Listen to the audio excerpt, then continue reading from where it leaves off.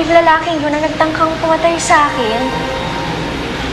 Inay, imposible naman mo si Lolo yun. Bakit naman magagawa ni Lolong ipapatay ako? Eh, nung panahon na yun, yun yung hinahanap niya ako eh. Ang ibig sabihin lang nun, hindi lolo mo yung nagpadala dun sa taong yon. Iba ang nag-utos sa kanya. Mami? Lolo, Mami! Mami, Lolo! Anong ginagawa niyo kay Mami? Lolo! Ma, ano nangyari dito?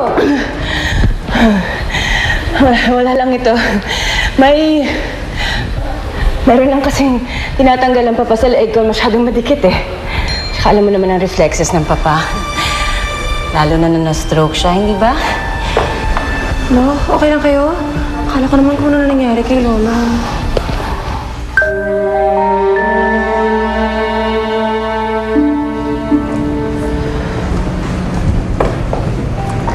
Anak, kanino ka pa napapansin? Ang tahimik mo eh. Si Benjo ba? Nababasa niyo na pala ako, Inay.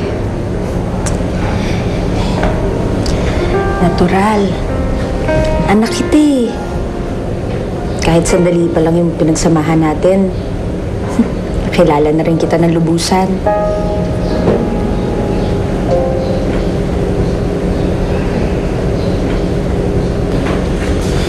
Tao po. Gandang gabi ho. Benjo?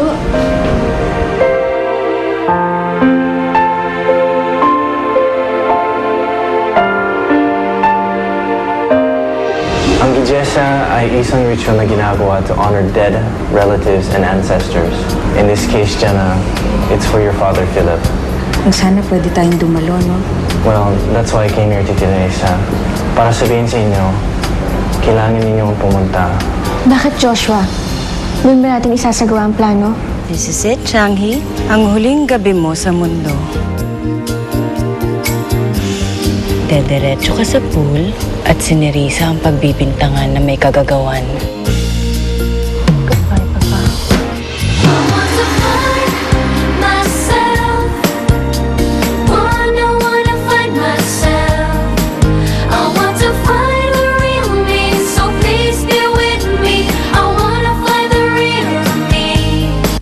Pinakilig ka ng husto ng mga loving moments sa